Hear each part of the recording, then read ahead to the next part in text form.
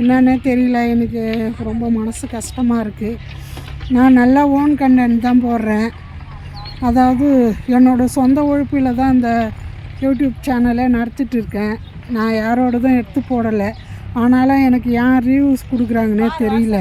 என்னோடய யூடியூப்பில் போடுற அனைத்து வீடியோக்களும் ஷார்ட்ஸு, ஆன்மீக டிப்ஸு, அப்புறம் ஜோதிட டிப்ஸு, அப்புறம் வாஸ்து டிப்ஸு, இது எல்லாமே என்னோடய ஓன் கண்டென்ட் தான். அடுத்தவங்கக்கிட்ட இருந்தெல்லாம் நான் எடுத்து எதையும் போட மாட்டேன்.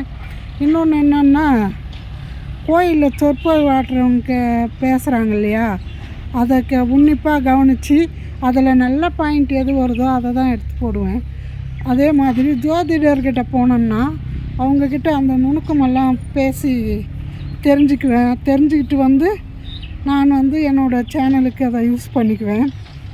மற்றபடிக்கு வேறு யார்தும் நான் எடுத்து போட மாட்டேன். அடுத்தவங்கள பார்த்து நான் காப்பி அடிக்க மாட்டேன். அதே மாதிரி ஒரு இறப்பு வீட்டுக்கு போனேன்னு வச்சிங்களேன், அங்கே நம்மளோட தமிழ் கலாச்சாரம்,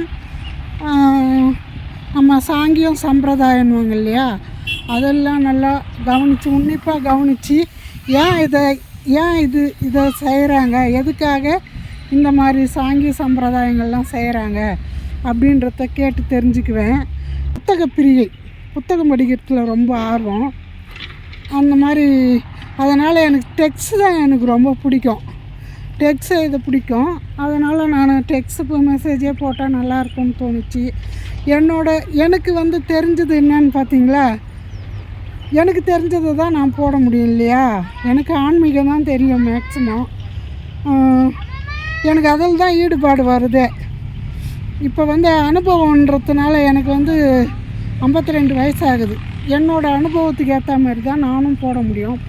இவ்வளோ வருஷமாக நான் தெரிஞ்சுக்கிட்டதை தான் நான் யூடியூப்பில் மற்றவங்க பார்த்து தெரிஞ்சுக்கிட்டோமேன்றதுக்காக தான் போடுவேன். திருந்தினாலோ அல்லது கடைப்பிடிச்சாலோ எனக்கு சந்தோஷம். எந்த ஒரு புரளியான நியூஸும் நான் போட மாட்டேன். தப்பான செய்தியோ அல்லது ராங்கான இன்ஃபர்மேஷனோ நான் சொல்ல மாட்டேன். எனக்கு தெரிஞ்சதை மட்டும்தான் சொல்லுவேன். ஏன்னா இப்படி இருங்க அப்படி இருங்கன்றத தவிர நெகட்டிவான விஷயம்லாம் எதுவுமே நான் சொல்ல மாட்டேன். ஒவ்வொருத்தங்களுக்கு மனசை பாதிக்கும். இப்போ ஆயில்ய நட்சத்திரம் மாமியாருக்கு ஆகாதுன்றது எனக்கு நல்லா தெரியும்.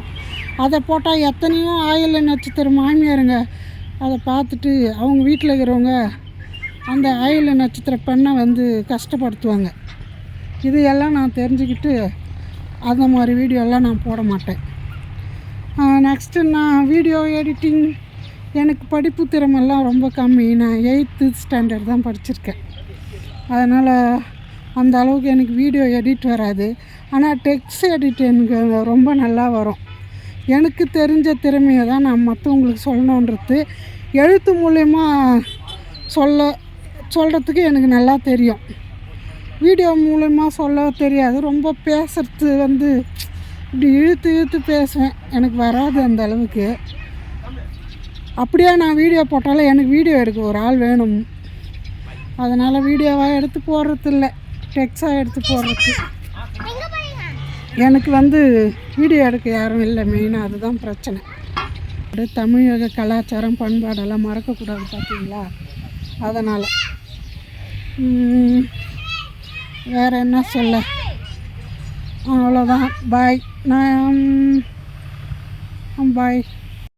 நான் அப்பப்போ கேள்விப்படுற விஷயங்களை, பார்க்குற விஷயங்களை, வெளியே போய் நான் தெரிஞ்சுக்கிற விஷயங்களை நோட்ஸ் எடுத்து வச்சுக்குவேன். அதிலேருந்து எடுத்து டெக்ஸ்ட் பண்ணி வீடியோ பண்ணுவேன்.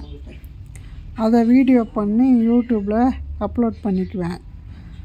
அதுதான் இங்கே நான் உங்களுக்கு காட்டியிருக்கேன். தயவு செஞ்சு என்னோடய வீடியோவெல்லாம் பாருங்கள். பார்த்துட்டு முடிவு பண்ணுங்கள். நன்றி.